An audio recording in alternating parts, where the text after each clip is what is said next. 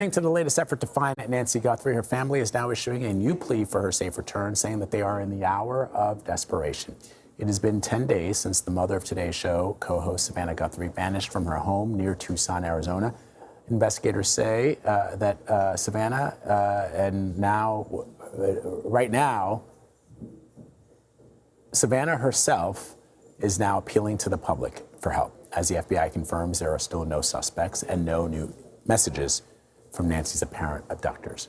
CBS News reporter Andreas Gutierrez is following the story on the ground for us in Tucson this morning. Andreas, it's the first morning in this investigation where there are no longer any apparent ransom deadlines. Bring us up to speed on where things stand.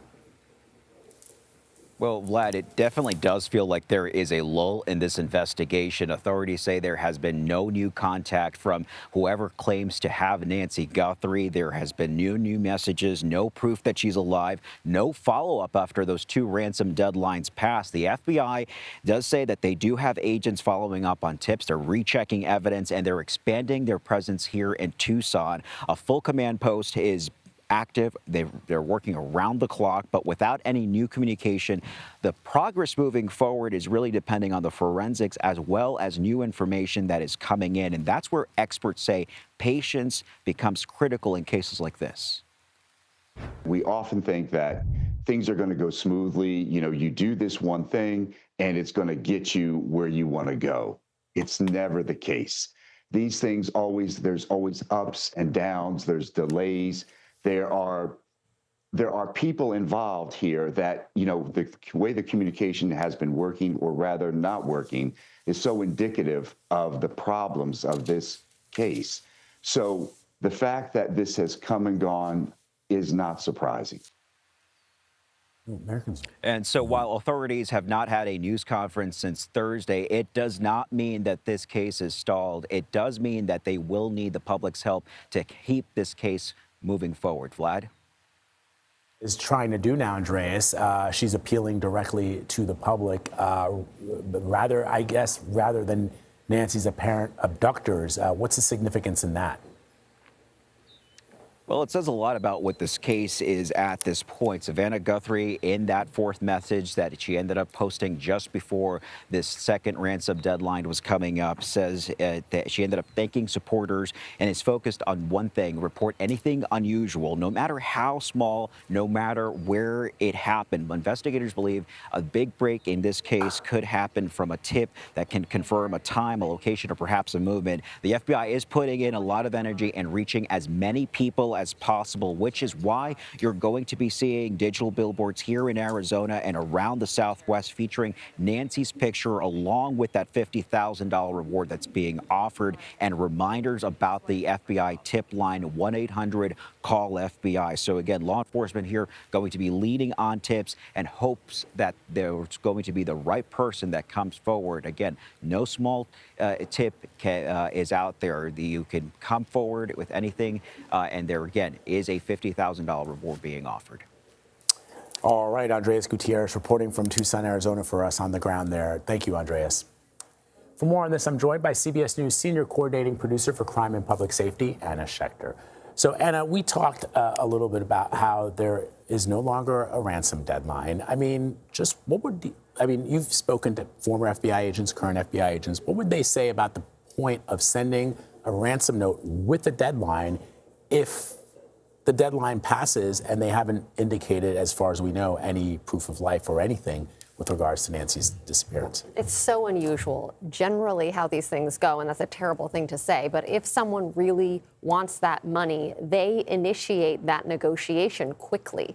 And so it just opens up this range of possibilities. Was that the intent at first, and then something went wrong and they abandoned this and then never initiated that follow-up communication? That's a real possibility here.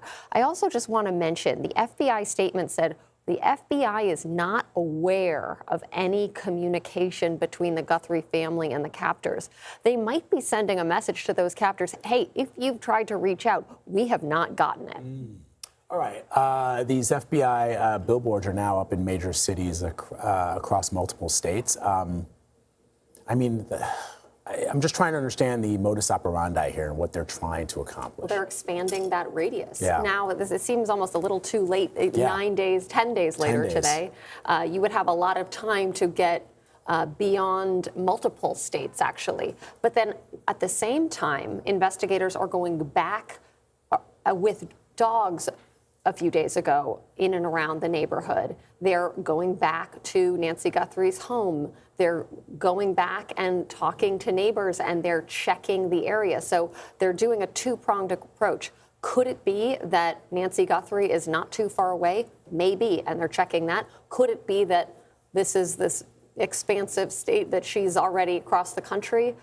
They are saying that is a real possibility. So what did you make of that FBI agent, a former FBI agent, in Jonathan Vigliotti's piece from this morning that indicated that from his perspective and his experience, that 47 minutes, some odd minutes, where it appears that whoever committed this crime was in the vicinity of where Nancy was striking to him. Inside the home, Yeah, right? inside In and the around the home. home. Yeah. He said that is a lifetime when it comes to criminal activities. And normally a professional kidnapper would be in and out. So, And if it was a robbery, which we've seen before, a robbery gone awry, you might shoot that person, kill that person, and then go, or just flee, right? That's right. Yeah. So sorry, you were going to say. well, that's a very good point. So why did that person take her with them? That is what indicates this kidnapping, and then you couple that with the ransom note. Of course, it could possibly be that this was someone trying to steal something and it went wrong and she was injured and they took her. I think it's really strange that you don't have a footprint, fingerprints, DNA, if that person was in fact in and around that home for so long. I just think, Anna, like, you know this better than I do, right? But like, humans are messy. We drop DNA everywhere. If I get up from this desk and I walk away, I'm sure a forensic analyst could come here and figure out that I was sitting on, they could probably figure out that Tony was sitting on this chair last night, right? I mean, because the things that we're not aware of that happen when we are just living our lives. And so I find it incredibly remarkable that whoever did this could leave zero, as far as we know, again, we have to keep saying as far as we know, but zero evidence of that foul play, especially if you're not a professional. The luck has been on the side of the suspect, certainly in this case, and luck does play into it. It's also mistakes. It seems like very few mistakes were made. That's why this is taking so long. But I am confident eventually police will figure out what happened. But look at Luigi Mangione. He was always with a mask in the 10 days before he allegedly shot and killed the United Healthcare CEO. He was casing the area. He was riding his bike back, up from Midtown up to his Upper West Side hostel, and he had his mask on. But there was that one moment where he pulled the mask down and the hostel got that low-grade image. And that is what helped people in the Altoona McDonald's figure out, hey, that looks like the guy we saw in New York. Wow. All right, Anna Schecter really breaking it down for us. Thank you as always, Anna.